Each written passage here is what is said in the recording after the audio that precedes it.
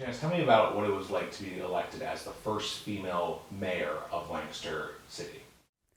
Well, there was a lot of press about it, and but it wasn't easy. It was. We still had two papers in Lancaster, a Republican and a Democratic paper, and the Republican paper reported everything I wore. You know, if I was in on a Sunday at City Hall and I had shorts and flip flops on, that was reported in the paper. So they, I, one of being the first, you're always held to a different standard. If you're breaking ground, you know, people expect different things more, and so that was difficult, but it was also very rewarding. It was one of the most rewarding parts of my career I've ever had, being in politics, because you can, and particularly local politics, you can see what's happening, what you're providing, what you're doing, and it's easier than, I guess, if you're federal or state. You know, it's further away from seeing results sometimes. You know, you spend the whole year and you don't really see a lot of things happen, or people don't know it anyway. My first introduction to politics was I was asked to run for city treasurer, and I had my cheese shop then, and I was working, and I got to know people downtown, and they asked me to they were filling out the ballot for the fall election, and I had never run for any office. I wasn't involved in politics, and I said, okay, I would do it. And I didn't, none of the Democrats won that year because I think that was 1982. But when they counted the votes, I was leading the ticket because my name recognition. My husband had been an attorney in town, and then I opened the cheese shop, and so I had a lot of local help, or support, I should say, of people. They knew me, they came into my shop, and I was a downtown business person. So I led the ticket, and the next time around when they were doing the ballot, they asked me to run for city council. So I won 2 terms on city council and then ran for mayor.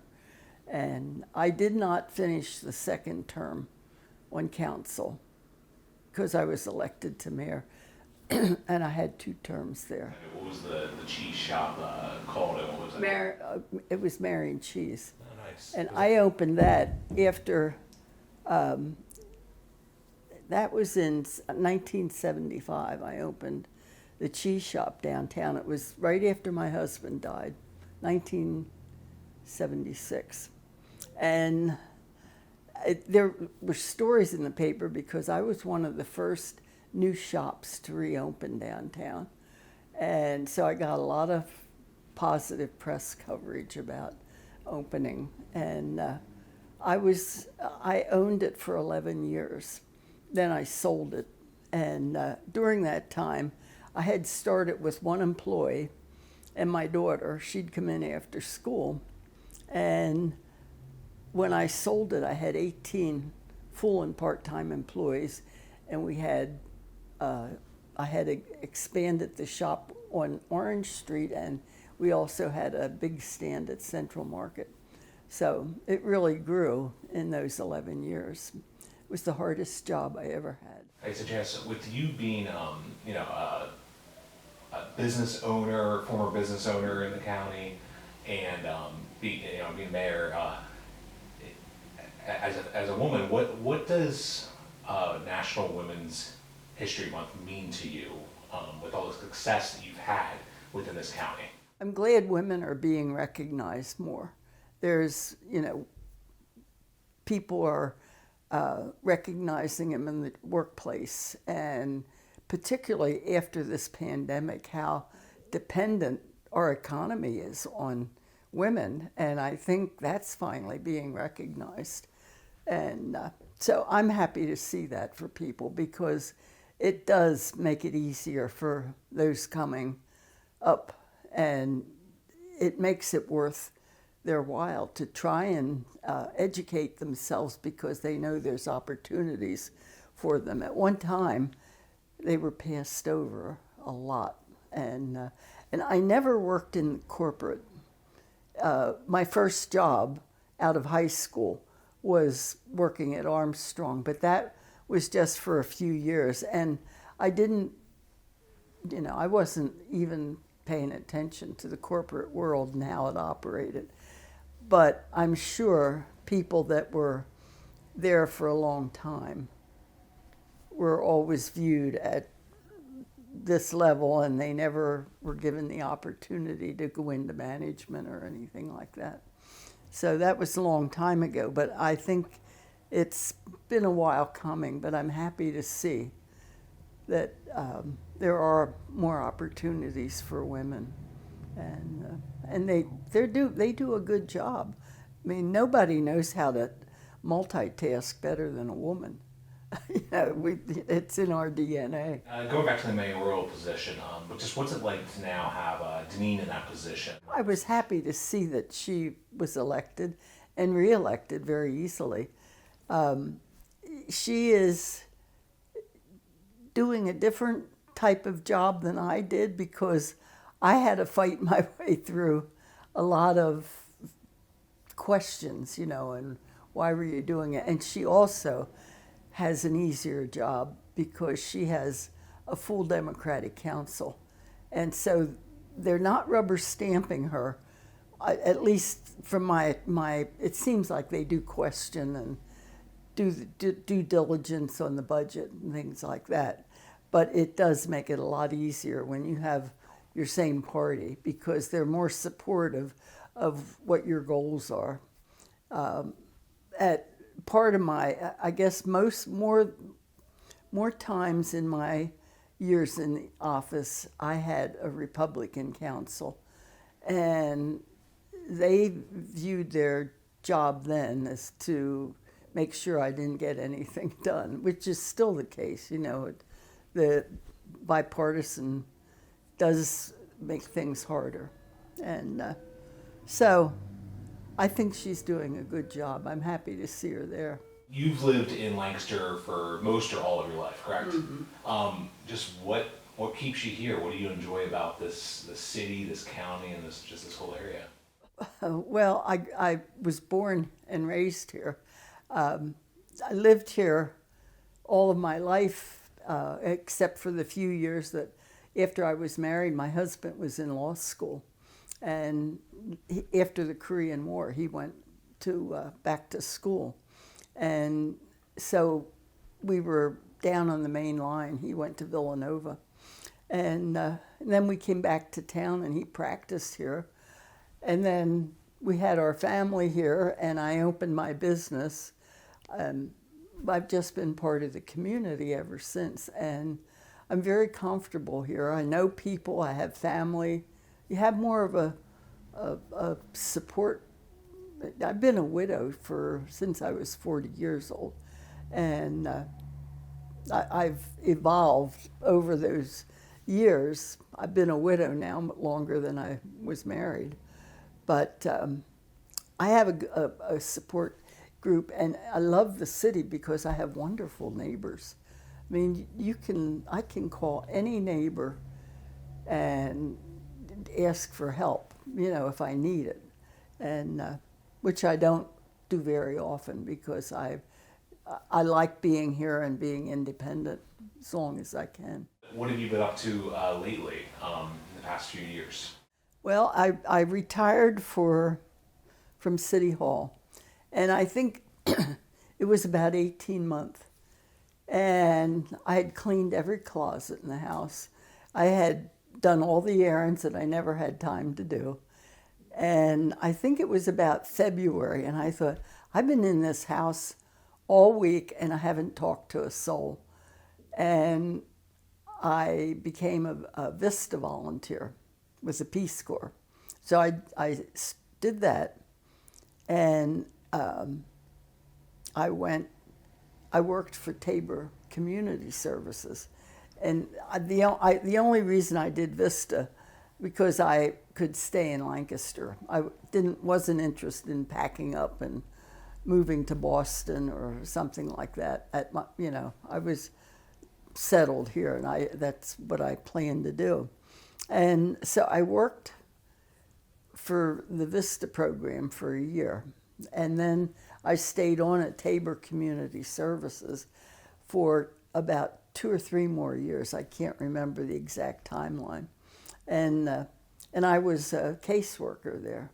I thoroughly enjoyed that. I was helping people with their budgets and how to manage their money. And there was a savings program that was matched and taught people how to get a household budget and budget to save their money and do things like that. So that was interesting and very satisfying to see that you were able to help people. I mean, some of the clients never knew how to write a check. They didn't have checkbooks.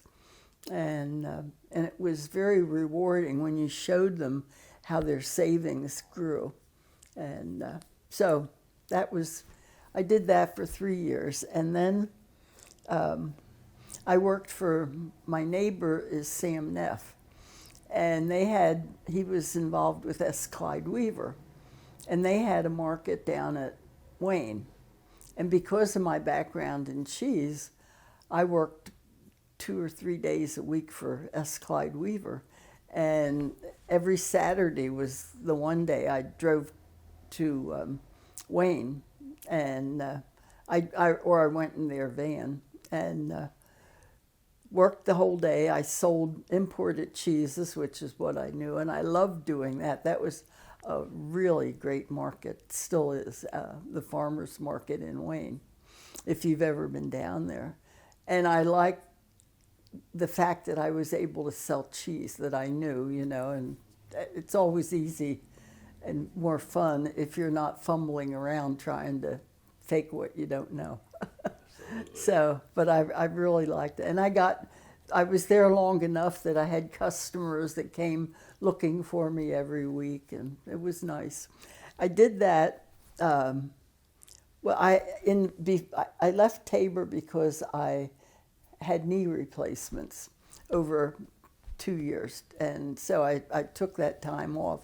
And then I worked for Clyde Weaver, and then what else did I do? Oh, I cooked up at St. Joseph's Church up on the hill, and I cooked for the priest up there, and I did that 2 or 3 days a week. And so I'd buy their food for them and their shopping, and then I'd prepare meals. And when I was there, and sometimes I'd make lunch or bake oatmeal or things like that for them. So I did that, and so by then I was, I think, 85, and I thought, now that's enough. So Definitely stayed active within the community. Yeah. It seems like and I'm active with the downtowners. I've been, and